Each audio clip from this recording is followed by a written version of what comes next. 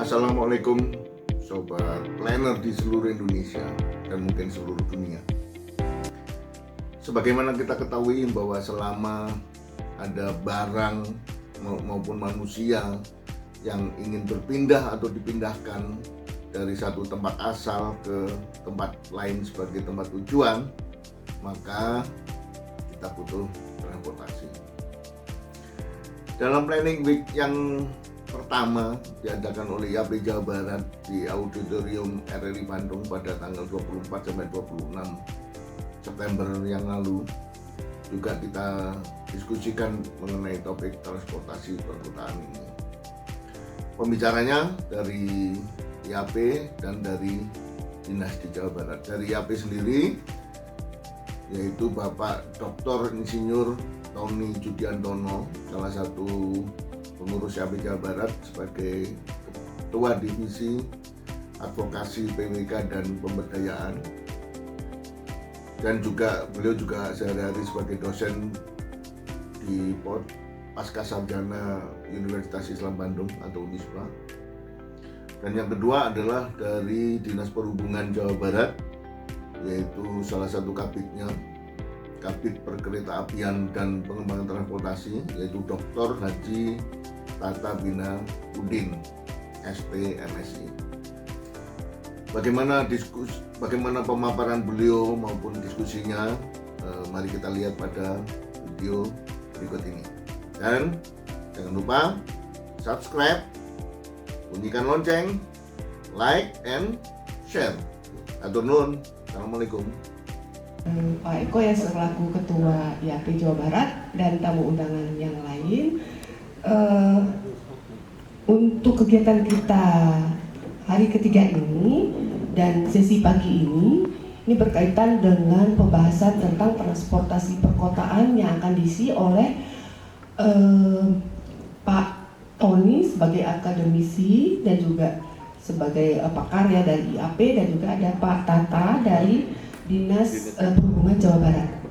Nah, mungkin memang masalah transportasi ini menjadi suatu hal yang dekat ya dengan keseharian kita, karena kita setiap hari pasti bergerak dari rumah ke berbagai tempat tujuan, apakah itu kantor, apakah itu juga mungkin tempat-tempat yang lain gitu ya. Jadi persoalan ini menjadi persoalan harian kita bersama, dan kita juga akan merasakan bagaimana kalau misalnya masalah transportasi itu memberikan dampak secara langsung kepada kita. Kalau misalnya contohnya mungkin ya, kalau pagi-pagi kita sudah merasakan kemacetan, itu akan berpengaruh pada pada motivasi kita untuk melakukan hal-hal pada jam-jam berikutnya. Nah, untuk mengawali diskusi kali ini, maka dari sumber pertama ini adalah Dr. Insinyur Tony Judiantono MSc. Nah, beliau saat ini masih menjabat sebagai dosen ya Pak ya? Masih dosen di program studi perencanaan wilayah dan kota UNISBA sebagai akademisi dan juga sebagai pengurus IAP Provinsi Jabar periode 2023-2025 ya Pak ya, masih ya.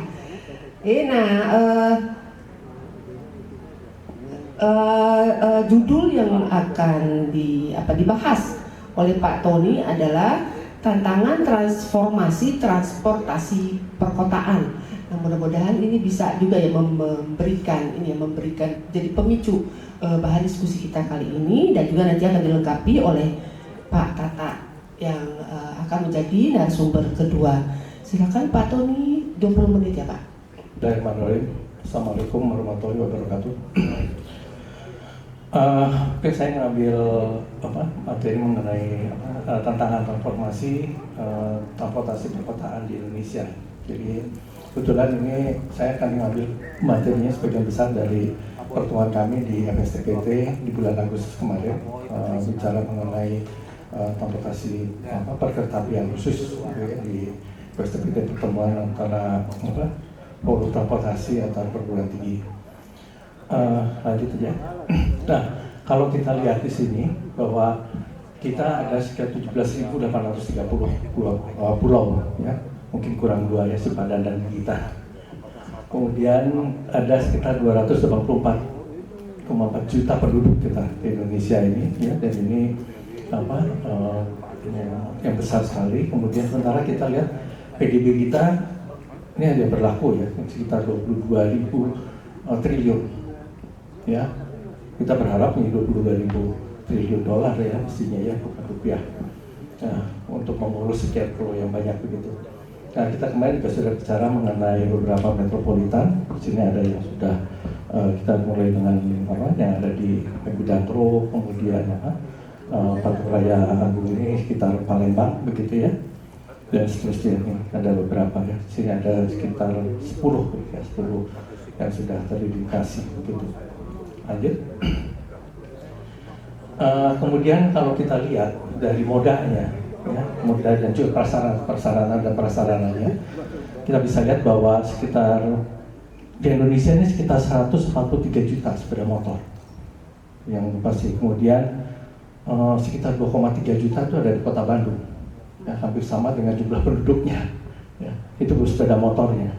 Mobil kita ada sekitar 20,8 juta mobil, truk kurang lebih 6,4 juta truk, kemudian bus sekitar 304.000 dan ada kendaraan khusus sekitar 169.000 gitu ya.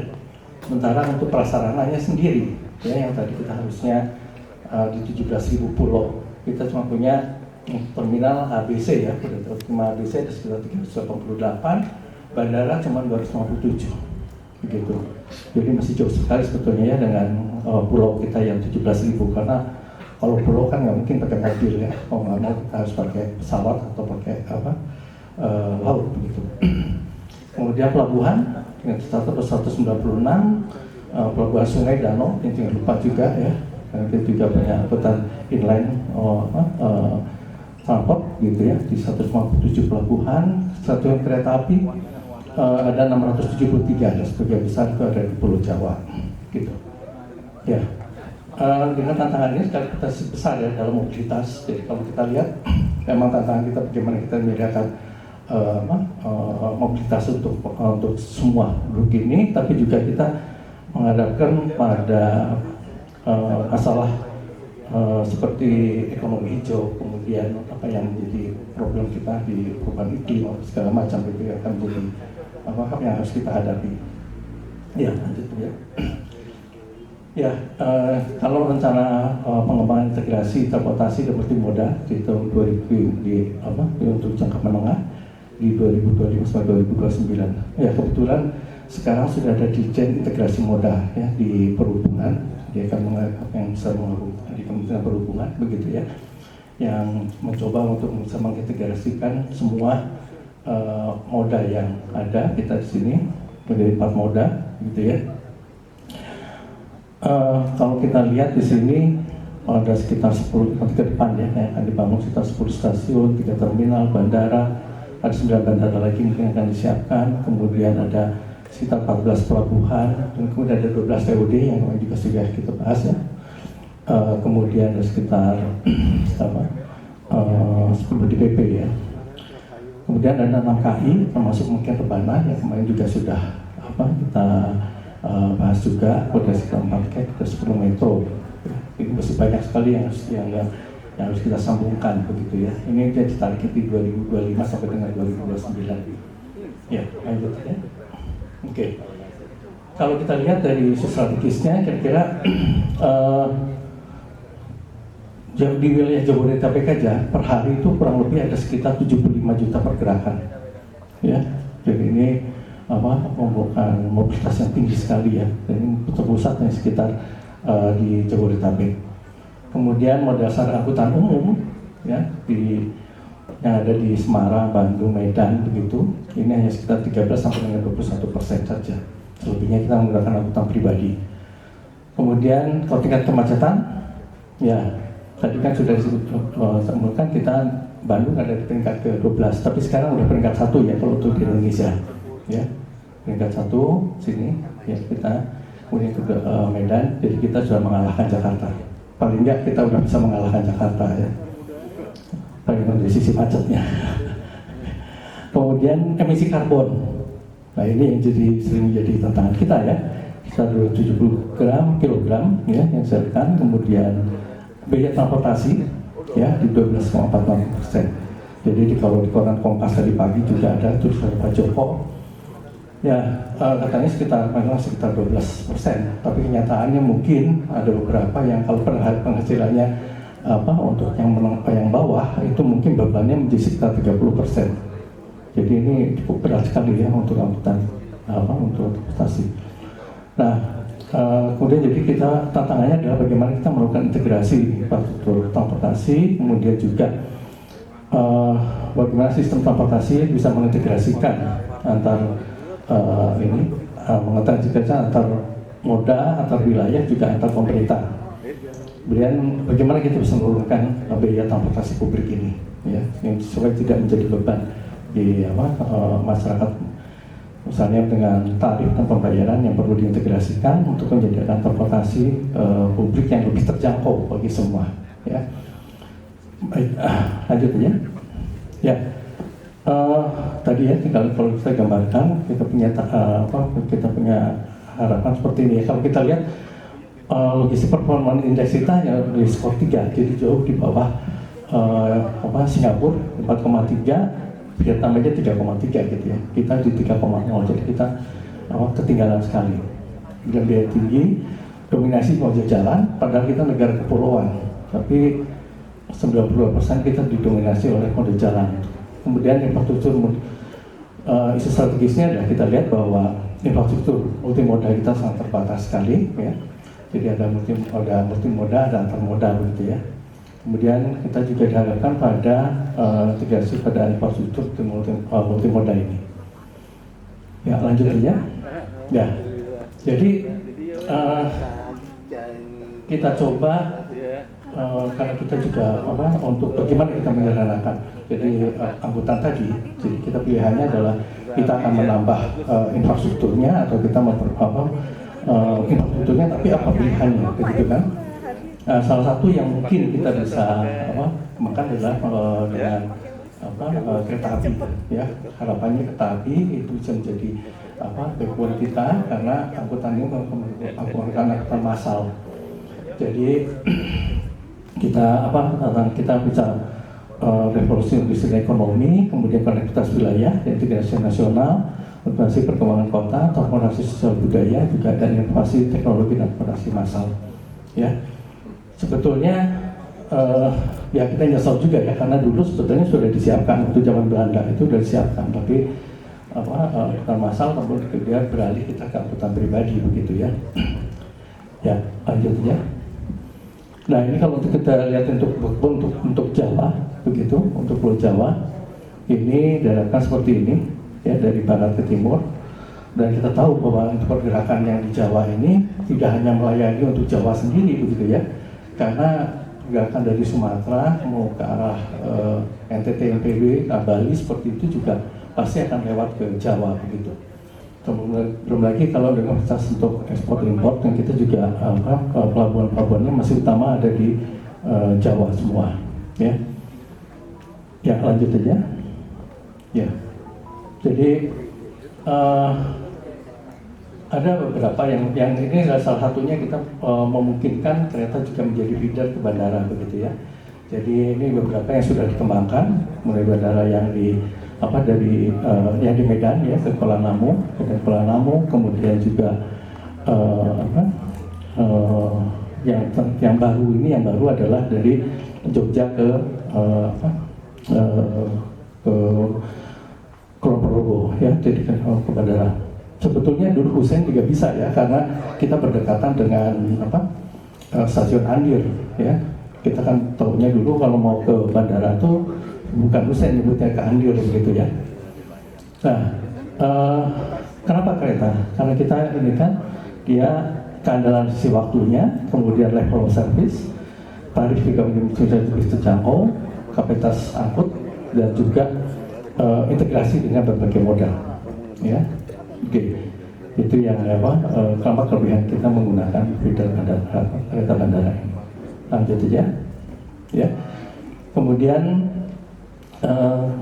kalau kita dengan real base transport sebagai basis pengembangan TOD, maka kita mengharapkan bahwa ada beberapa hal ya, mulai muatan aspek transportasi dalam kawasan TOD ini, mulai dengan aspek dari angkutan umumnya, kemudian aspek keterpaduan, aspek fasilitas pejalan kaki, ya, lupa, kemudian sepeda, ya, dan aspek dari fasilitas khusus sepedanya seperti apa.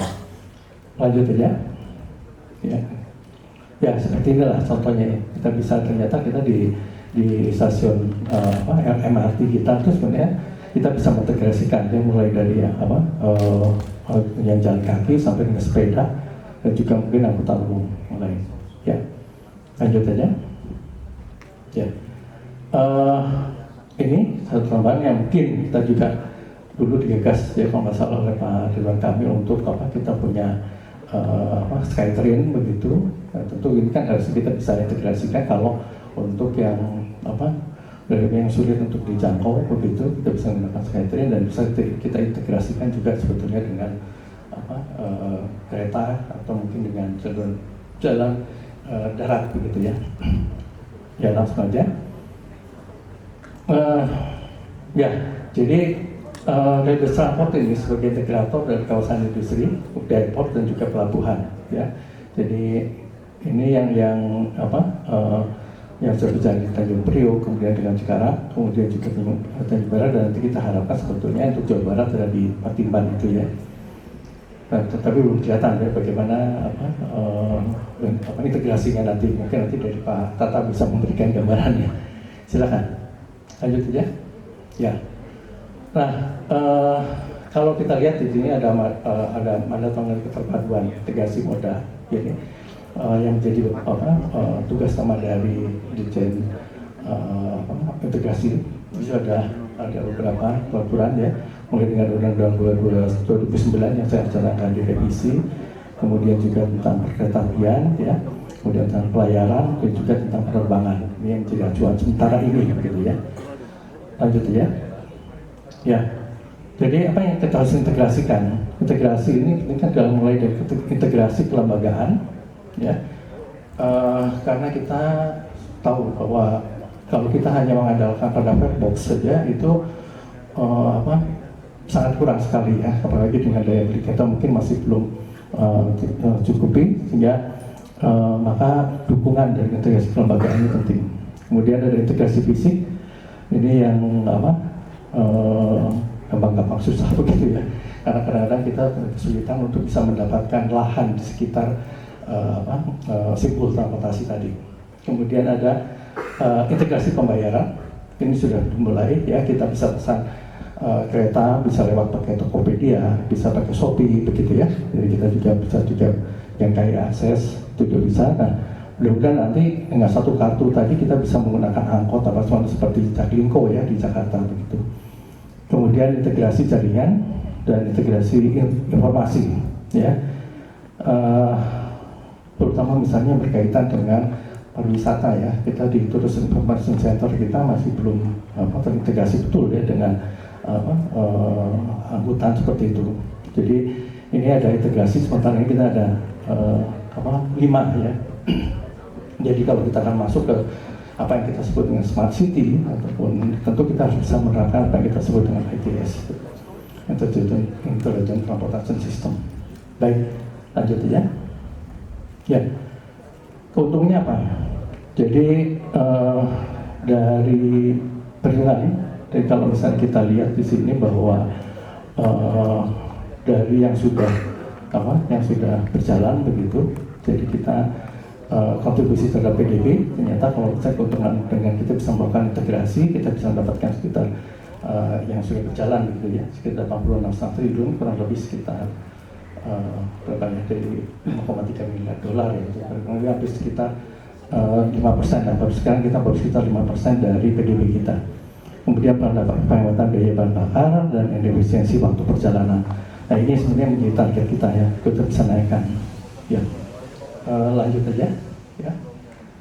Ekonomi kita lihat di sini kita bisa lihat ada 460.000 penumpang per hari, harga tanah bangunan juga meningkat ya kalau misalnya dengan TOD.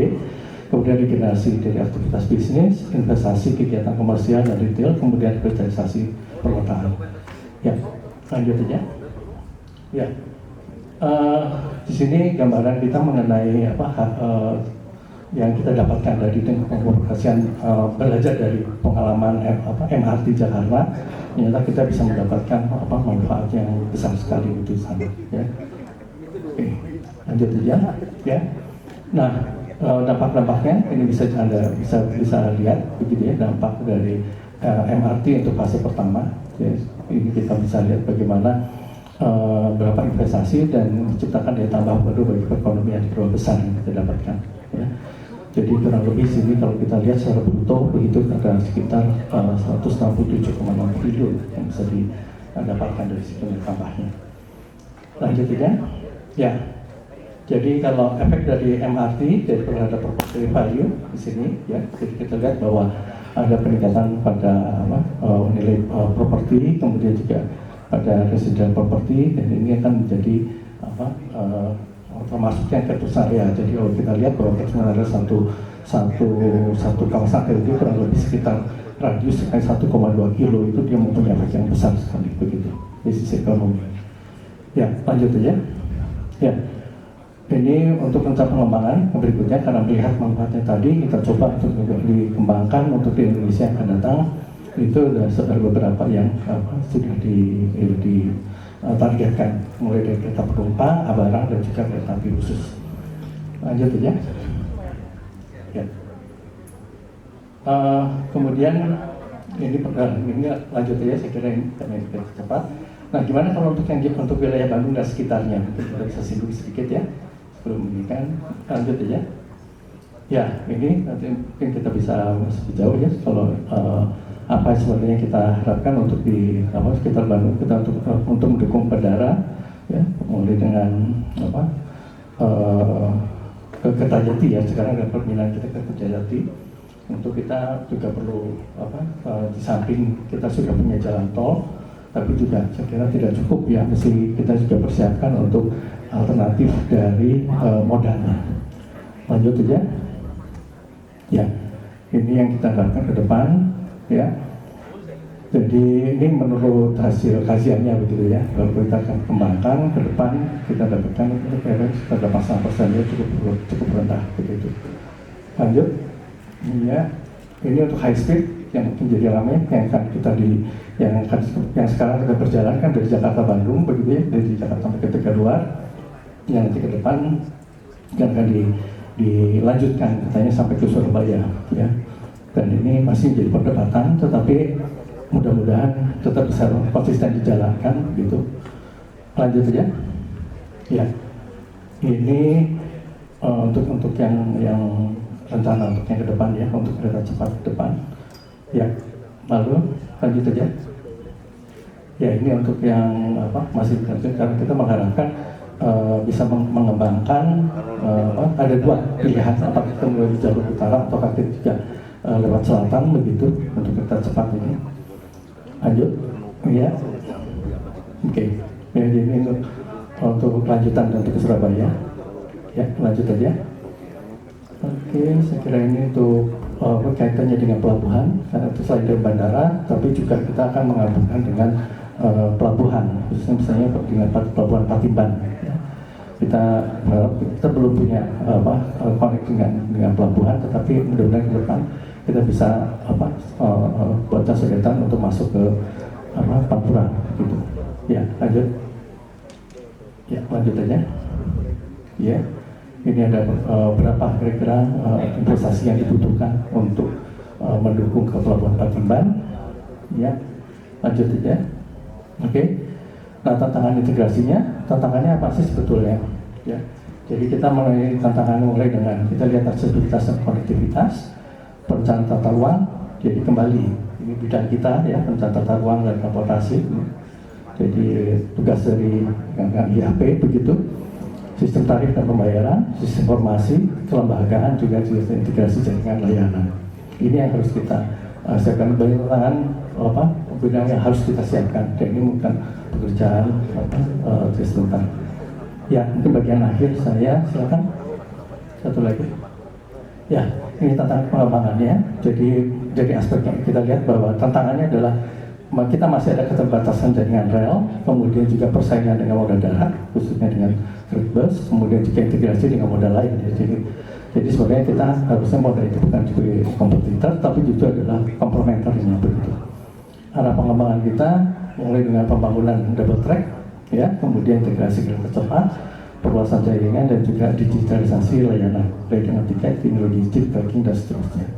Saya kira itu mungkin yang bisa saya sampaikan dan terima kasih dan nanti kita lanjutkan dalam diskusi. Assalamualaikum warahmatullahi wabarakatuh. Terima kasih Pak Tony, sangat menarik. Sebelum kita lanjutkan ke narasumber kedua, beberapa poin-poin penting yang sudah disampaikan oleh Pak Tony. Ini kan tadi sebetulnya secara garis besar ini berkaitan dengan bagaimana mengintegrasikan tantangan dan peluang ya Pak ya, transportasi yang terintegrasi terutama di kota metropolitan. Jadi tadi beberapa isu strategis tentang kota metropolitan gitu Pak Tony sudah menyampaikan, kemudian juga bagaimana sebetulnya positioning transportasi yang berbasis rel itu. Jadi karena memang kalau di negara-negara maju yang transportasi berbasis rel itu lebih populer daripada berbasis jalan ya Pak Tony ya.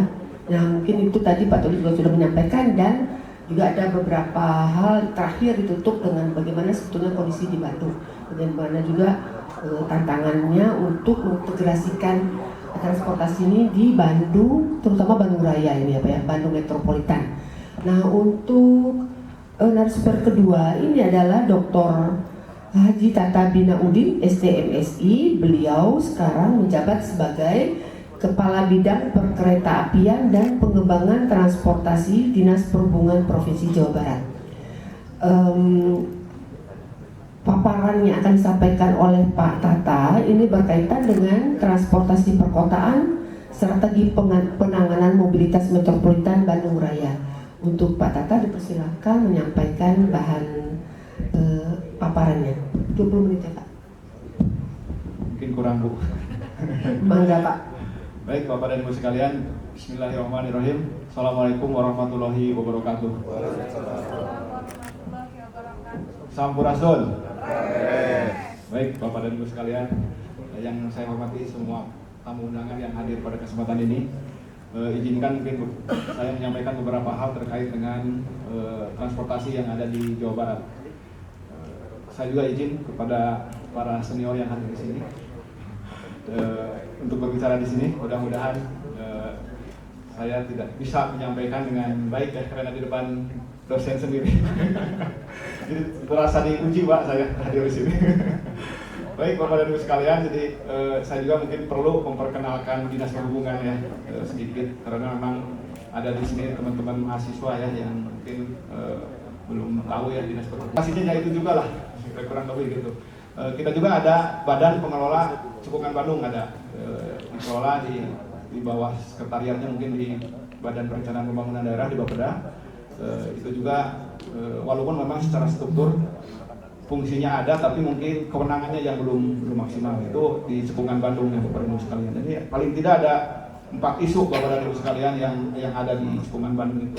Dari mulai penataan ruang, ini mungkin tugas Bapak-bapak dan Ibu yang hadir di sini sebagai planner, ada persampahan, ada infrastruktur sumber daya air dan infrastruktur transportasi. Jadi ini masalah-masalah mungkin yang ada di Metropolitan Bandung Raya ini cukup pelik memang ya, yang harus ditangani oleh para pimpinan-pimpinan yang ada di Bandung Raya ini. Ya khusus untuk infrastruktur transportasi ini, yang pertama itu dari sisi kualitas angkutan umum ya. Mungkin Bapak dan Ibu kita lihat angkot-angkot yang ada di Bandung ya, yang Bandung Raya khususnya kondisinya sudah seperti itulah gitu, dan kayaknya memang teman-teman juga semua sudah tidak menggunakan lagi angkutan umum ya untuk saat ini, lebih memilih angkutan pribadi ataupun angkutan roda 2 mungkin. Nah, karena memang efektivitas dan kondisi yang ada di angkutan umum tersebut. Dan ini lagi-lagi Bapak dan Ibu sekalian tugas Dinas Perhubungan Pak. Jadi secara undang-undang itu penyediaan angkutan itu ada di pemerintah. Jadi memang yang dosanya Dinas Perhubungan Bapak dan Ibu sekalian, kenapa tidak menyediakan angkutan yang layak gitu ya, yang bisa menjangkau semua semua kawasan ataupun semua masyarakat yang ada di Bandung Raya ini khususnya. Juga ini tadi yang penggunaan angkutan pribadi ini ada 87% di Bandung Raya ini. Ya termasuk kita semua. Saya yakin yang hadir di sini mungkin 100% saya pikir. Karena teman-teman mahasiswa pakai motor juga ya, tidak pakai angkot ya. Ya jadi mungkin lebih dari 80% karena di sini aja saya lihat pasti semuanya yang tidak pakai motor pakai angkutan kendaraan pribadi lah untuk hadir ke sini. Itu tantangan kita semua ya, Bapak dan Ibu sekalian. Yang selanjutnya nih, tidak integrasinya moda angkutan umum dengan titik-titik simpul yang tadi saya sampaikan. Ini salah satu kelemahan di kita itu memang tadi. Ya karena mungkin ya kita sadari bersama lah atau kita rasakan bersama, mungkin teman-teman dari rumahnya kan tidak semua ada angkutan-angkutan kan ya. Jadi memang ya pasti menggunakan angkutan pribadi lah. Gitu. Seperti saya sendiri dari rumah harus naik ojek dulu, naik angkot berapa kali untuk mencapai kantor.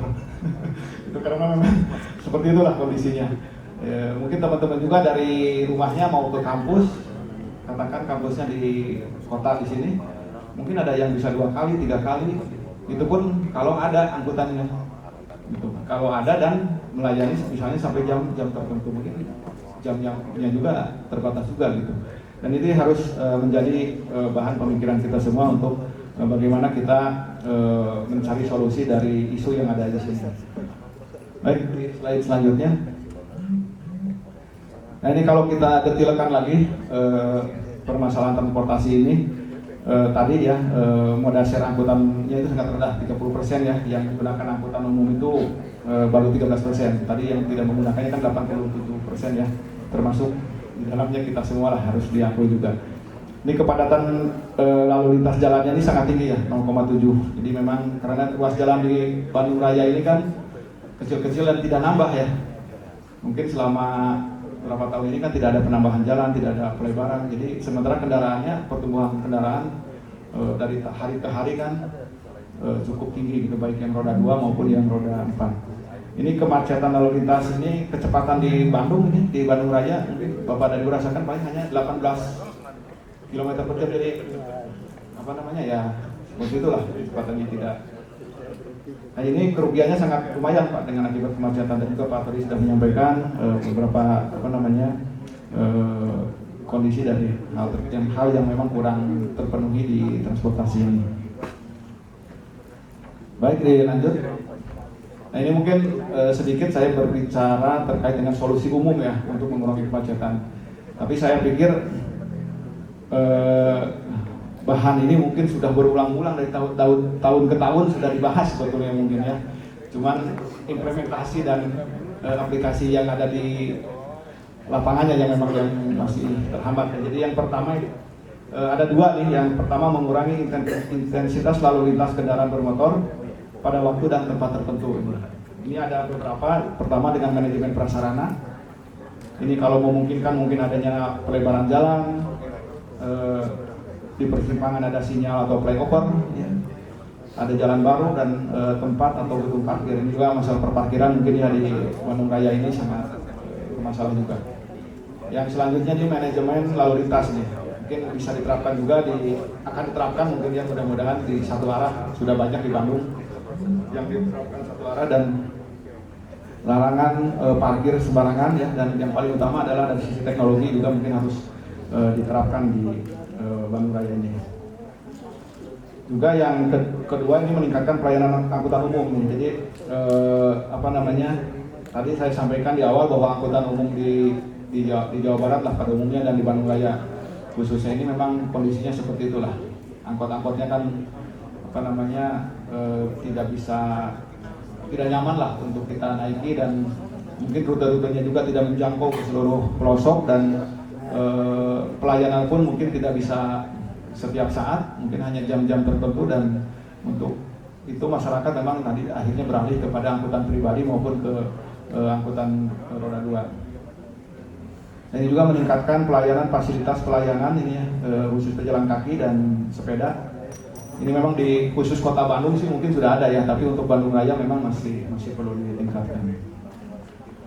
Oke, dilanjut mungkin ke slide berikutnya saja Bapak dan Ibu sekalian. Dilanjut. Satu lagi. Ya, satu lagi mungkin Bu.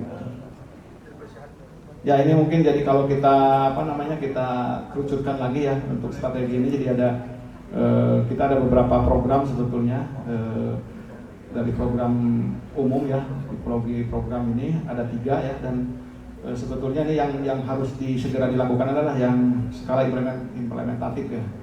Karena tadi saya sampaikan kalau dari sisi isu, sisi teori dan lain sebagainya itu dari zaman dulu mungkin ya seperti ini, tapi tidak implementatif gitu.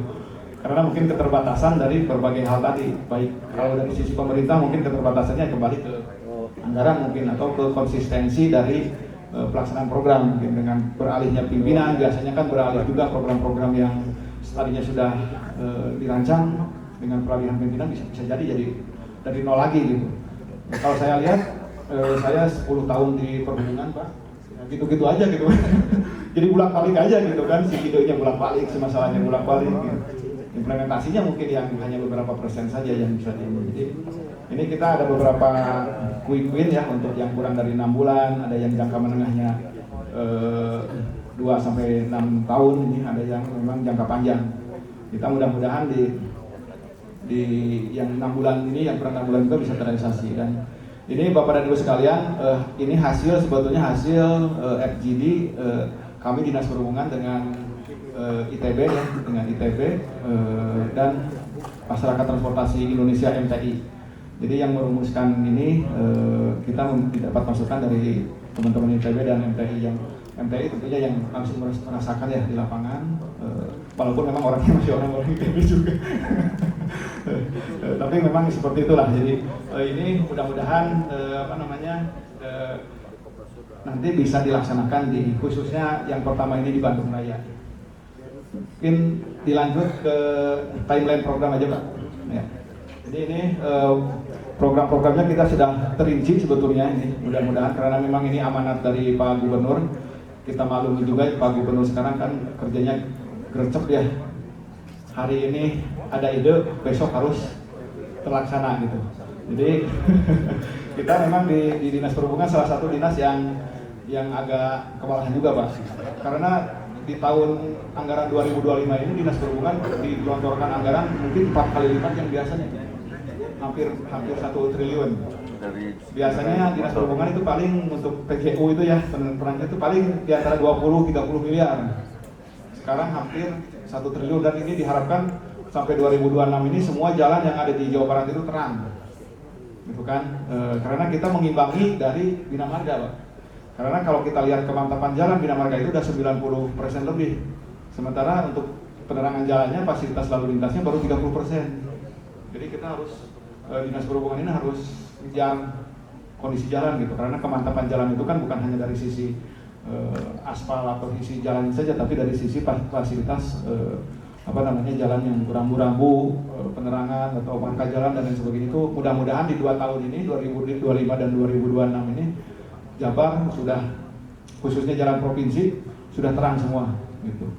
Nanti mungkin teman-teman yang bisa ke daerah-daerah yang untuk daerah terpencil, insya Allah untuk jalan provinsi di tahun 2006 ini bisa terang. Jadi ini beberapa ini nanti mungkin Bapak dan Ibu bisa membaca ya untuk kegiatan-kegiatan yang sifatnya jangka pendek ya. Jadi memang kita ada normalisasi jalan gitu ya. Karena kan kita ketahui Dinas Perhubungan Kota Bandung sebetulnya sudah mengidentifikasi terkait dengan permasalahan kemacetan di Bandung Raya. Jadi dengan sampel Kota Bandung ini ada yang memang pure perhubungan, ada yang memang ada sektor lain gitu.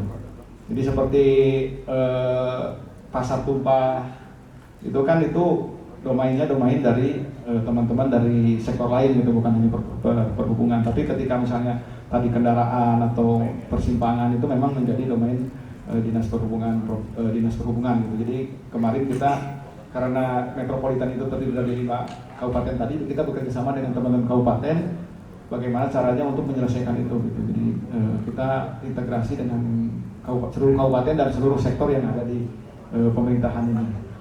Ini semua dilibatkan untuk memecahkan khususnya permasalahan yang ada di kemacetan yang ada di Kota Bandung. Nanti mungkin ini bisa dibaca saja ya, karena memang cukup banyak, dan saya pikir yang terpenting kami mudah-mudahan ini semua bisa realisasi yang quick win-nya ini gitu. Ya. Sehingga mungkin kita di Bandung mungkin bisa lebih bisa lebih nyaman lagi untuk melakukan aktivitas sehari-hari. Mungkin lanjut ke pengenalan program quick win aja ya Pak. Yang ini tadi jadi ada dua nih ya, penataan hambatan samping dan reformasi angkot. Nih mudah-mudahan ini semuanya bisa bisa dilaksanakan ya. Karena tadi yang hambatan samping ini tidak hanya oleh perhubungan tapi semua sektor gitu. Satpol PP, Dinas Pasar dan lain sebagainya ya itu termasuk juga di dalamnya. Dan untuk reformasi angkot ini mungkin bisa perhubungan yang bisa menangani. Jadi mungkin di Bandung katanya akan ada peremajaan angkot, kalau tidak salah namanya Angklung. Angklung namanya, nanti mungkin akan ada kendaraan baru di Kota Bandung untuk menjadi feeder-feeder dari BRT gitu. BRT yang akan dikembangkan di Bandung Raya ini. Ini kan untuk penanggung jawabnya kan jelas nih kalau yang tadi kita untuk BRT-nya sendiri memang kita dengan PT Jasa Sarana ya ada BUMD yang mengelola untuk BRT-nya dan Kota Bandung. Ini program yang diharapkan kurang dari 6 bulan ini bisa terwujud, terutama mungkin penataan hambatan samping ya di koridor utama atau di wilayah wisata. Oke, lanjut mungkin ke penutup aja lah ya. Nanti kita mungkin lebih banyak di diskusi saja Bapak dan Ibu sekalian. Ya, untuk terakhir mungkin sebelum kami menyampaikan nanti beberapa rencana besar ya di perhubungan, ini ada hal-hal yang mungkin yang perlu kita perhatikan, bahwa yang pertama bahwa akar permasalahan kemacetan bersifat kompleks yang tadi saya sampaikan, jadi tidak ada solusi tunggal dalam penyelesaiannya, jadi memang semua terkait lah untuk penyelesaian ini. Kemacetan di Kota Bandung ini harus diurai dengan pendekatan yang lebih holistik, yang sama dengan tadi terutama ini yang menuju jalur-jalur wisata ya, dan di akhir pekan. Ini supply dan demand-nya juga tidak menemukan titik keseimbangan ya dengan penyediaan angkutannya. Itu ya beberapa kesimpulan mungkin yang dapat disampaikan, dan ini juga bisa dipelajari oleh kita semua lah, karena ini praktis semua Bu ya. Hanya memang implementasinya memang yang perlu diperkuat lagi. Ya, mungkin di lampiran ini mungkin beberapa contoh nanti yang akan dilakukan ini untuk di simpang tadi ya, karena di simpang kita itu kan pasti ini salah satu sumber kemacetan ya. Juga kita udah teridentifikasi oleh kita semua nih, lokasi-lokasi ada di simpang Dago Bengkok ini ya, yang macet itu salah satunya ada di Kiara Condong. Ini Kiara Condong terkenal dengan lampu merah terlama di dunia katanya. Di dunia, dan ini memang mungkin itu tadi karena untuk pengaturan lalu lintas nanti mungkin diperhatikan. Juga ada yang tidak sebidang nih, simpang yang tidak sebidang ini kita juga mungkin akan dilakukan penataan di beberapa titik. Yang selanjutnya mungkin yang ini Bandung Intraurban Tol ya, mungkin ini juga katanya akan direalisasikan kembali ini dari Pasteur ke Cileunyi dengan konstruksi yang elevated. Mudah-mudahan ini ide lama kan sebenarnya Bu ya, yang dari Pasteur ke Cileunyi. Mudah-mudahan ini walaupun memang nilai investasinya cukup tinggi, tapi ya kalau direncana mudah-mudahan dengan semangat Pak Gubernur kita ya Pak KDM semuanya bisa terjadi. Pak KDM kan banyak uangnya katanya Bu. Itu yang Bandung yang tol ya, terus juga BRT. Bapak dan Ibu sekalian, bahwa mungkin kita direncanakan ada 21 koridor di Bandung ini, BRT ini, dan yang sudah sudah berjalan ini baru sekitar 6 koridor yang sudah berjalan. Mudah-mudahan di tahun-tahun mendatang ini bisa nambah lagi koridornya, sehingga bisa melayani tadi masyarakat kita yang dari berbagai kawasan maupun dari berbagai simpul transportasi yang ada. Yang selanjutnya nih yang lagi hangat juga adalah perkereta apian perkotaan. Jadi mohon maaf sebetulnya belum LRT ya. LRT mungkin nanti terpilih ketika hasil kajian untuk teknologinya. Karena kan ada LRT, MRT, mungkin ada kereta kapsul dan lain sebagainya. Jadi harusnya memang ini perkereta apian perkotaan saja dulu judulnya. Jadi kami baru kemarin Pak Tony menetapkan koridor terpilih. Ya, awalnya kan kita ada beberapa koridor, terakhir mengkerucut tiga koridor. Ini ada utara selatan dari Dago sampai ke Sulaiman, terus ada dari lebih panjang ke Tegaluar, dan ada yang lintas Antapani, yang Asamani Antapani. Itu tiga besar kemarin kita sepakati dengan Kementerian Perhubungan. Yang terpilih sementara untuk dilanjutkan ke kajian berikutnya itu adalah yang utara selatan dari Dago ke Sulaiman, tapi untuk pembangunannya mungkin masih dipotong lagi sampai ke Miko Miko Mual Pak. Ya, tapi secara trasenya sampai Sulaiman gitu. Secara trasenya sampai Sulaiman, tapi untuk tahap pertamanya mungkin nanti kalaupun dilakukan pembangunan itu sampai Miko Mual yang ada di perbatasan ya, Bandung, Kabupaten Bandung dan Kota Bandung. Ya, karena memang di Sulaiman ini susah untuk depo ya, untuk deponya, karena itu kan lahan TNI ya, agak sulit juga. Sementara di Miko itu ada lahan yang bekas dulu KCIC juga. Dan rencananya dari KCIC juga akan dibangun stasiun KCIC di situ. Jadi begitu turun kereta cepat sampai mana? Sampai Kopo itu, masyarakat bisa langsung meluncur naik LRT misalnya, ataupun nanti apalah yang terpilih, baik LRT maupun monorail, nanti bisa langsung ke pusat kota, ke tengah.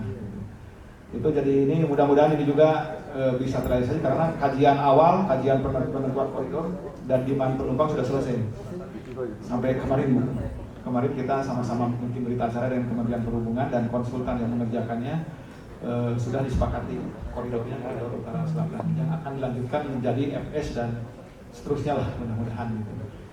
Ini mungkin mudah-mudahan tapi memang ini nilai investasinya cukup besar dan kita menggunakan pola KPBU ya teman-teman, dan PHLN, dan ini di Bappenas maupun di Kementerian Keuangan sudah ACC untuk pelaksanaan di sini. Tinggal nanti kesiapan Provinsi Jawa Barat untuk lahan yang tadi disampaikan, itu lahan yang memang yang perlu menjadi perhatian gitu. Ya itu mungkin informasi ini, dan mudah-mudahan ini valid ya informasi ini, dan ini konsisten sampai terbangun, karena mungkin ini setelah Jakarta mungkin yang ada hati nanti di Bandung ini kebanggaan kita semua, mungkin warga Jawa Barat ya.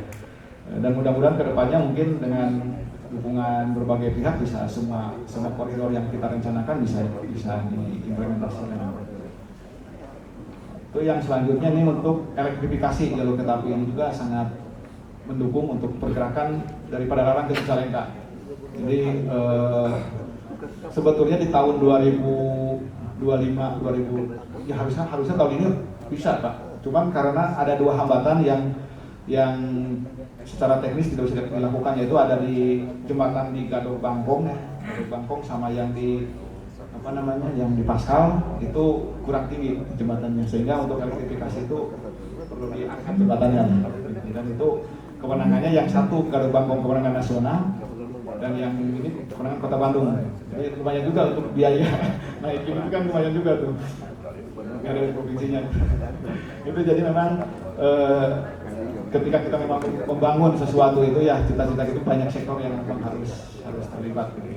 Ini juga mudah-mudahan kita Pak Gubernur sudah berkirim surat ke Pak Menteri PU ya untuk bisa menaikkan si jembatan yang tadi jembatan, dan kita juga surat ke Wali Kota, mudah-mudahan bisa merealisasikan, karena secara anggaran harusnya di tahun 2000 kementerian sudah siap ini 2025 ini 2026.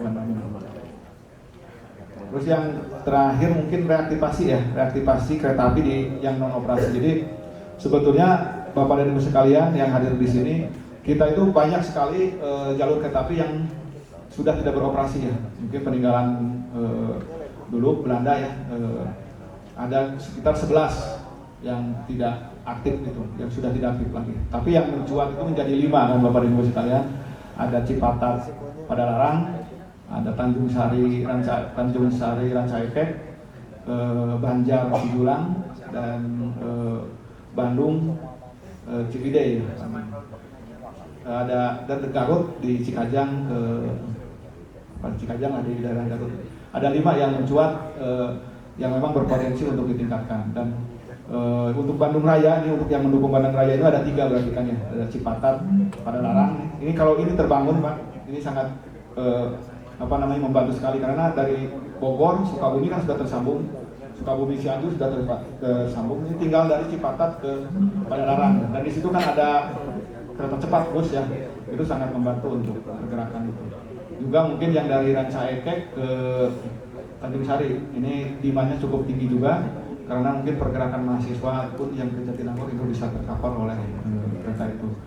Juga yang Banjar Cijulang itu untuk wisata khususnya, untuk wisata termasuk yang dari Garut. Itu jadi itu yang ada di Bandung Raya itu ada 3 ya yang mendukung yang direncanakan untuk direaktivasi, dan ini sudah dimasuk ke RPJ yang kemarin sengaja dipaksa masuk.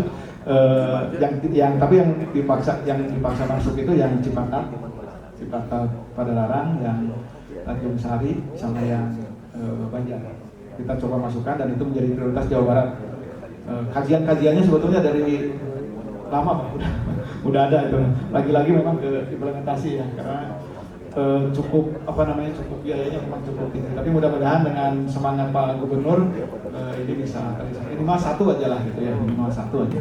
Dan sebetulnya untuk yang Cipatat itu mungkin relatif yang paling realistis Pak untuk dikembangkan karena jaraknya sudah sedikit dan DED-nya sudah clear. Jawa Barat katanya sudah siap pembebasan lahan karena hanya beberapa bidang tanah aja yang dibebaskan. Sehingga mudah-mudahan mungkin itu bisa yang pertama terrealisasi di Jawa Barat ini. Itu mungkin Bu yang dapat saya sampaikan. Mohon maaf Bapak dan Ibu sekalian atas pemaparannya, atas ketidaksempurnaan pemaparannya, dan mudah-mudahan nanti ini bisa menjadi bahan informasi terutama mungkin untuk teman-teman dari mahasiswa ya. Demikian dari Dr. Hidayah. Wassalamualaikum warahmatullahi wabarakatuh.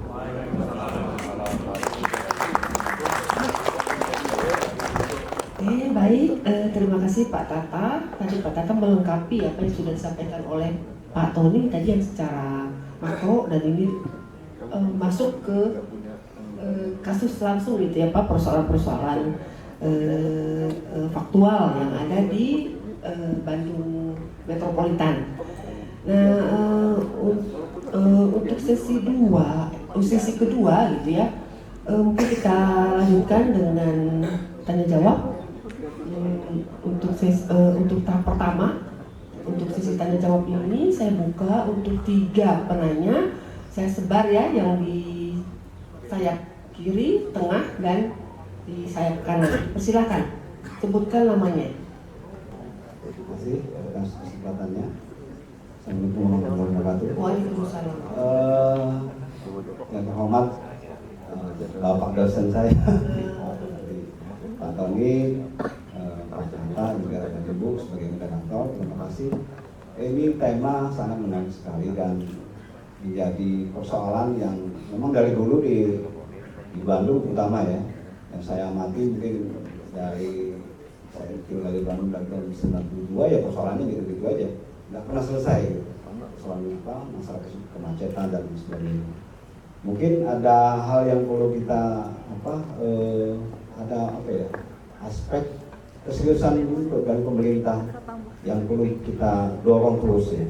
Contohnya gini, kenapa di Jakarta dulu itu persoalan kemacetan benar nggak pernah selesai berapa kali gubernur, tapi ketika ada orang yang punya visioner jauh ke depan dan langsung beraksi dengan bukti-bukti di lapangannya yang sampai saat ini kita bisa lihat ada perubahan secara drastis gitu. Di zaman ya kita ambil contoh, kita belajar dari Jakarta, penanganannya dari dulu hampir sama kayak kota Bandung ya gitu-gitu, program banyak dengan solusi juga banyak, tapi tetap jalan cepat. Ketika ada pemimpin yang punya visi besar untuk menyelesaikan persoalan kemacetan khususnya masalah transportasi bisa selesai dalam satu periode gitu kan. Nah itu mungkin dari sisi polisi, keinginan kuat dari pemerintah daerah untuk menyelesaikan persoalan itu sisi lain. Kemudian kita kembali ke Bandung. mungkin apakah kita perlu dorong bahwa mungkin di dalam kampanye atau ada hal-hal yang benar-benar pernah dijanjikan itu perlu kita terus dorong untuk persoalan penyelesaian masalah transportasi khususnya di Bandung Raya. Di Bandung Raya aja per data terakhir 16 juta per hari perjalanan. Sementara solusi yang ditawarkan ya tiap tahun jadi begitu aja. Artinya pertumbuhan kendaraan bertambah terus. Tadi yang disampaikan Pak Tata tadi tidak seimbang dengan penyediaan sarana prasarana dan lain sebagainya. Program bagus kayak ada BRT dan lain sebagainya, tapi ya mungkin hanya sebatas untuk saat ini ya kita hanya bermimpi aja, mungkin bisa selesai dalam 5 tahun atau 10 tahun ke depan. Tapi ternyata waktu 10 tahun ke belakang kita bermimpi seperti itu juga, ternyata nggak selesai juga dalam 10 tahun. Pak, tolong Pak langsung ke Ya, pertanyaan Pak, waktu kita terbatas. mungkin ada apa ya solusi cepat soalnya yang ditawarkan Pak Tata tadi masalah quick win, tapi mungkin dari sisi birokrasi kelembagaan seperti apa sih yang bisa ditawarkan sehingga itu bisa janji yang bisa ditunaikan dalam waktu rentang periode pemerintahan itu bisa kira berapa persen bisa yang bisa dikejar untuk menyelesaikan paling enggak ya persoalan 30% atau 50% persoalan kemacetan bisa ditangani. Terima kasih. Maaf Pak, tadi namanya siapa Pak? Eka. Pak Eka ya. Iya. Berarti ini ke Pak Tata ya Pak? Pak Tata sama Pak dosen. Pak Tony juga. Oke. Silakan yang kedua. Tolong ya silakan. Kalau pertanyaannya singkat saja ya Bu ya. Silakan.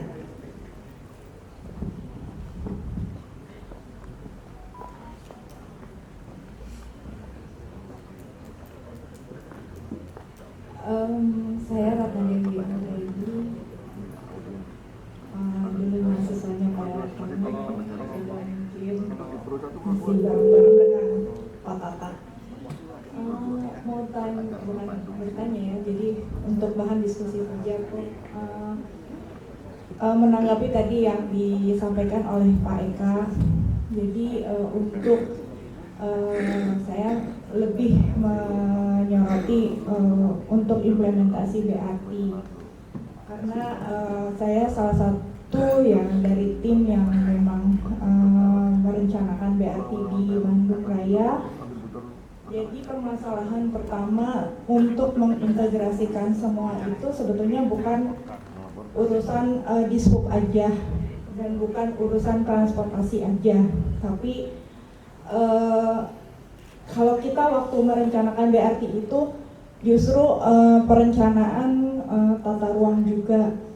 Jadi yang permasalahan utama adalah kita bukan membersihkan ya, menata pedestrian. Karena selama ini sudah ada BRT tapi tidak maksimal karena pedestriannya itu tidak layak untuk jalan. Untuk orang untuk berjalan di pedestrian sehingga orang untuk naik ke BRT-nya yang ada sekarang juga susah. Itu jadi itu yang disoroti dan juga disoroti oleh World Bank. Jadi kalau pedestrian kita rapi, pedestrian kita layak untuk dilalui oleh pejalan kaki, otomatis akan menaikkan demand BRT. Jadi di sini kalau kita mau mensukseskan BRT yang insya Allah itu tahun depan ya Pak Tata ya sudah groundbreaking ya, sudah pembangunan karena sekarang lagi tahap larap. Jadi itulah dulu yang harus dirapihkan. Terus yang kedua adalah masalah ya punten-punten aja ya sektor informal dan premanisme di sepanjang jalur jalan. Jadi inilah yang susah. Bahkan Bandung, mohon izin Pak Tony dan Pak Tata diklaim oleh World Bank adalah the most difficult to implementation of BRT ya, untuk mass transportation BRT. Karena selain jalannya yang kecil, kendalanya dan banyak hal-hal lain yang secara non teknis. Nah yang ini yang ingin mungkin bisa didiskusikan Pak Tony dengan Pak Tata adalah mungkin diinfokan saja bagaimana kita untuk mengintegrasikan itu tidak hanya kita melihat dari jumlah demand-nya, jumlah lalu lintasnya, tetapi sebetulnya semua aspek yang harus difikirkan karena itulah yang terjadi dan itulah yang dihadapi terutama oleh Dishub. Jadi begitu sudah di luar kewenangan Dishub kan Dishub nggak bisa apa-apa gitu ya. Di situ kan kalau udah pedestrian, tata ruang sudah bukan dinas lagi. Tadi benar yang kata disampaikan oleh Pak Tony bahwa ini tidak hanya juga dengan Pak Tata bahwa tidak hanya urusan Dishub, tidak hanya satu dinas saja atau satu komponen saja yang untuk mengurusi mengenai integrasi maupun permasalahan lalu lintas. Mungkin itu aja Ibu, sedikit menambahkan tadi dari Pak Tony dengan Pak Tata. Mungkin nanti untuk jadi bahan diskusi saja ya, bukan pertanyaan ya Bu. Yang ketiga betul-betul singkat ya. Ini waktu sudah menjelang jam 11:30. Nanti narasumber tidak sempat untuk menyampaikan jawabannya dengan lengkap. Silakan Bu.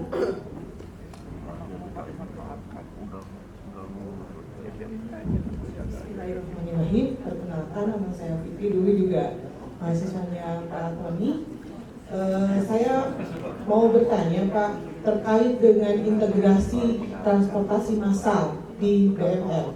Metropolitan Bandung Raya saat ini kan terlalu banyak, sudah banyak nih rencana-rencana yang memang sangat terintegrasi antara Kabupaten Bandung, Kota Cimahi, Kabupaten Bandung Barat, Kabupaten Sumedang. Nah saya melihat bahwa sampai sejauh ini rencana-rencana itu sama sekali mungkin belum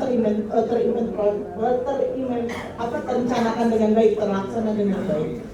Nah, apakah kolaborasi dari masing-masing wilayah sudah dilibatkan atau belum? Karena saya melihat dalam merencanakan tata ruang di salah satu kota yang masuk dalam PBR ini, terkadang ada satu flag antara trase yang akan dibangun dengan kota yang lain. Nah, itu yang saya pertanyakan. Kemudian dari segi infrastrukturnya, dari segi prasarana pendukungnya, karena transportasi massal itu bukan hanya berbentuk bus saja atau kereta api saja, tapi banyak juga infrastruktur yang terkait dengan difabel. Nah itu yang saya pertanyakan karena saya lihat di beberapa lokasi yang keramahan untuk difabelnya itu belum ada. Itu saja mungkin Pak, saya menanyakan beberapa hal yang memang sangat urgent dan segera dilakukan di EBR. Terima kasih. Assalamualaikum warahmatullahi wabarakatuh. Waalaikumsalam warahmatullahi wabarakatuh. Baik, kita langsung ya Pak Tony. Terima kasih. Jadi ini ada 3 pertanyaan tuh sebetulnya ini lebih banyak ke Pak Tata karena ini sudah implementasi semua gitu ya. Tapi baik itu yang disampaikan oleh Pak Eka ya. Jadi memang mudah-mudahan tadi sudah dijanjikan oleh yang disampaikan oleh Pak Eka bahwa untuk tahun ini sudah anggaran untuk Dishub Jawa Barat malah dinaikkan ya. Baru sekali ini saya dengar dinaikkan. Selama ini kita biasanya dipotong anggarannya ya Pak Tata. Mudah-mudahan yang juara bukan cuma Persib aja ya, tapi juga perhubungan kita juara ya. Nah, tapi sekarang Pak Tata yang pusing bagaimana membelanjakan yang hampir 1 triliun tadi dalam waktu untuk mendapatkan quick win-nya. Ya, yang sisi kelembagaan memang menjadi satu persyarat ya. Jadi untuk keberlanjutan dari satu sistem ini karena kita katakanlah misalnya seperti kita menjalankan yang KCIC begitu, itu kan artinya menjadi satu lembaga sendiri sekarang terpisah dari KAI begitu ya. Dan itu mereka tentu harus diberikan untuk kesempatan mengelola stasiun atau segala macam. TOD juga seperti itu biasanya sih yang diandalkan ada pendapatan dari non-red box yang diandalkan. Itu yang bisa kelanjutannya. Kemudian untuk dari Bu Ratna ya, jadi kita lihat memang ya infrastruktur kita memang untuk yang berkaitan ini memang tidak siap ya. Jadi kita sekarang juga kita lihat lagi dibongkar-bongkar lagi ya halte-haltenya begitu karena dari awal sendiri juga pilihan dari angkutan BRT-nya mulai dengan yang high deck kemudian kita turunkan lagi ke low deck begitu ya. Jadi ininya Tapi tetap aja kita bikin trotoarnya itu ketinggiannya mungkin lebih dari 30 cm ya, yang menyebabkan orang yang difabel kemudian juga orang tua agak sulit juga, jadi tidak ramah begitu. Alasannya karena kalau kependekan nanti kena air banjir. ini problem juga gitu ya. Jadi kena genangan. Jadi ya kita beberapa beberapa ruas memang harus sudah menyesuaikan begitu untuk BRT, dan nanti kita lihat mudah-mudahan tidak semuanya harus ditanggung oleh provinsi ya, tapi juga oleh Kota Bandung. Kemudian dari itu mengenai rencana memang tadi kan kaitannya dengan difabel ini, mudah-mudahan dari kabupaten ini mereka juga peduli begitu ya. Jadi jangan menggunakan nanti ada ibadah dari provinsi atau mungkin dari, tapi memang betul-betul menyiapkan diri untuk bisa akses ke angkutan ini. Sementara itu dari saya, mungkin dilanjutkan ke Pak Tata. Baik, terima kasih atas komentarnya ya, atas ini dari senior saya, Ibu Fitri, Bu Ratna. Senior saya Ibu ya. Dan kalau ini adik kelas nih kalau Pak Eko. Terima kasih. Jadi memang betul Pak ya, apa yang disampaikan tadi, untuk mungkin bukannya mengelak ya untuk Jawa Barat khususnya atau metropolitan ya, dibandingkan dengan DKI ya. Kalau DKI kan satu otoritas Pak ya, satu otoritas. Ketika Pak Gubernurnya pengen A, semua A. Untuk di Jawa Barat memang agak sulit karena memang otonomi daerah ya, termasuk di Bandung Raya. Jadi ini menjadi kesulitan kami juga di provinsi. Ketika misalnya untuk BRT aja lah, untuk BRT kan ada pendanaan, sharing pendanaan kan antara kabupaten, provinsinya siap, kalau Kota Bandung siap, Kabupaten Bandung yang ada uangnya. Itu kan memang itulah seperti itu untuk di kondisi yang ada di Jawa Barat khususnya di metropolitan Bandung. Tadi terkait dengan yang perlu diperhatikan memang betul ya Bu Ratna, kami juga tercatat ya ada beberapa nih yang harus diperhatikan dalam kaitan dengan pembangunan BRT dan itu tidak bisa dilaksanakan oleh perhubungan saja, terutama dampak sosial ya. Dampak sosial yang mungkin perlu Bapak dan Ibu ketahui, kalau di perhubungan itu ada trayek-trayek gitu ya, ada angkot-angkot itu. Ketika trayek tersebut terisi aja oleh angkot lain lah, misalnya di situ trayeknya misalnya di Cadong Ledeng ada 10 mobil misalnya, 10 angkutan, tiba-tiba ada yang satu aja yang masuk, itu ramai Pak. Apalagi ini diganti sama BRT, gitu kan? Berarti kan akan mati itu seolah-olah si angkot-angkot itu. Sehingga kami di provinsi untuk yang AKDP khususnya yang lintas kabupaten, itu kita mereka dijadikan feeder ataupun ada rerouting angkot. Mungkin Bapak dan Ibu sudah mendengar dulu dari 3 angkot menjadi 1 bis. Jadi para pekerja supir dan kemeknya itu nanti akan dipekerjakan di BRT. Itu mudah-mudahan bisa mengurangi dampak sosial tadi. Karena memang di angkutan ini di jalan itu ya, khususnya di jalan itu ada pemegang jalur juga. Jadi kalaupun mereka sudah punya izin dari perhubungan baik provinsi maupun kabupaten kota, yang berkuasa itu mereka ya betul yang ada di jalur-jalur itu. Tapi memang upaya-upaya terus dilakukan pendekatan karena sekarang kan untuk pengusahaan angkutan itu harus berbadan hukum Mbak. Jadi kita bisa pegang badan-badan hukumnya baik koperasi maupun PT. Kalau dulu mungkin lebih sulit lagi karena perorangan. Sekarang kalaupun mungkin di Bandung angkotnya masih banyak, tapi itu dipegang oleh koperasi atau oleh PT. Mudah-mudahan itu bisa mengurangi dampak sosial tadi. Jadi sangat setuju lah bahwa memang yang tadi ya untuk dampak sosial tersebut, dan pedestrian mungkin lebih ke ini PU ya atau ke Perkim ya untuk menyiapkan lahannya. Yang selanjutnya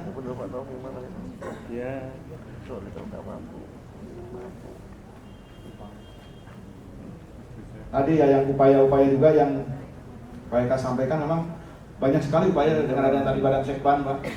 Badan Sekban itu pengelola cekungan Bandung itu bukan hanya ada beberapa sektor termasuk transportasi, itu untuk bagaimana mereka bisa membantu pemerintah untuk menangani masalah transportasi. Ide-ide dari mereka itu kita tampung dan kita masukkan ke dalam program-program yang ada di pemerintahan. Tapi memang betul Pak, yang paling utama adalah konsistensi Pak ya, komitmen dan konsistensi ya. Jadi yang selama ini di awal sudah, tadi yang saya juga sampaikan di awal gitu, jangankan pergantian pimpinan, dalam satu pimpinan dia bisa berubah-ubah gitu. Mudah-mudahan lah itu bisa stabil ya di pemerintahan ini. Yang tadi yang Ibu Fitri yang integrasi memang betul Bu ya, integrasi antar kabupaten kota. Jadi memang integrasi juga tadi disampaikan oleh Pak Tony, ada integrasi antar wilayah, ada integrasi antar moda gitu. Jadi memang kalau untuk perencanaan yang sekarang yang di provinsi ini, karena ada LRT, ada BRT Bu ya. Jadi mungkin yang akan menjadi feeder itu adalah BRT Bu. LRT kan sudah tidak bisa lagi di kereta api itu sudah tidak bisa lagi dirubah-rubah lagi rutenya. Kalau BRT mungkin masih bisa bergeser kan. Jadi yang akan dedicatednya itu akan adalah kereta api gitu. Nanti mungkin baru feeder-feedernya mulai BRT sama ke angkutan-angkutan umum lainnya. Itu mudah-mudahan bisa terjadi. Dan untuk integrasi antar wilayah memang kalau kita kan diaturnya dengan ini Bu ya, dengan adanya AKAP, AKDP maupun angkot ya, itu mungkin walaupun memang terus terang kami dinas perhubungan hal tersebut agak sedikit terabaikan Bu, karena memang simpul-simpulnya udah nggak jelas lagi. Simpul transportasi ini terminal udah pada kosong kan. Dan udah diisi lagi, ini orang simpulnya nggak tahu di mana nih simpul-simpulnya gitu. Jadi ya itu tadi kembali ke penataan ruang. Jadi saya sangat berharap nih ke teman-teman para planner ini pada saat menyusun perencanaan ruang ini harus benar-benar mengakomodir khususnya di sektor transportasi. Itu mungkin Bu, barangkali ada yang kelewat nanti saja mungkin diskusinya di luar. Demikian Bapak dan Ibu sekalian.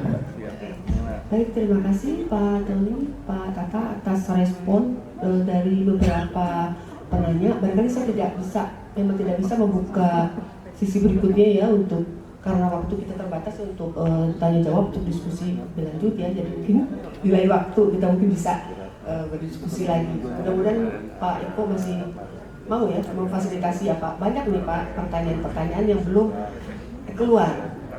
Ya, barangkali dah sebelum kita tutup ya, barangkali saya ingin menggarisbawahi bahwa sebenarnya kata kunci kita hari ini adalah berkaitan dengan transportasi perkotaan ini adalah integrasi. Makanya ada dirjen baru tentang integrasi, kemudian bahwa integrasi itu tidak hanya integrasi modanya saja, tetapi juga integrasi dalam semua hal, termasuk kelembagaannya, termasuk pembiayaannya, termasuk penjadwalan implementasinya. Dan barangkali mungkin harus diawali dengan rencana yang terintegrasi. Tadi Pak Tata yang menyinggung ya, dari diri rencana itu, penyusunan rencana ruang itu betul-betul memang harus sudah terintegrasi dengan rencana transportasinya, sehingga implementasinya akan relatif lebih jelas gitu, lebih mudah ya dibandingkan dengan kalau merencanakan sendiri-sendiri kata ya. Itu Pak Tony ya. Nah, baik, dengan demikian saya tutup diskusi kita, talkshow kita untuk sesi yang ini. Terima kasih atas perhatian Bapak Ibu semua. Terima kasih yang tidak terhingga, tentu saja untuk para narasumber, untuk panitia. Assalamualaikum warahmatullahi wabarakatuh. Mudah-mudahan barokah untuk kita semua.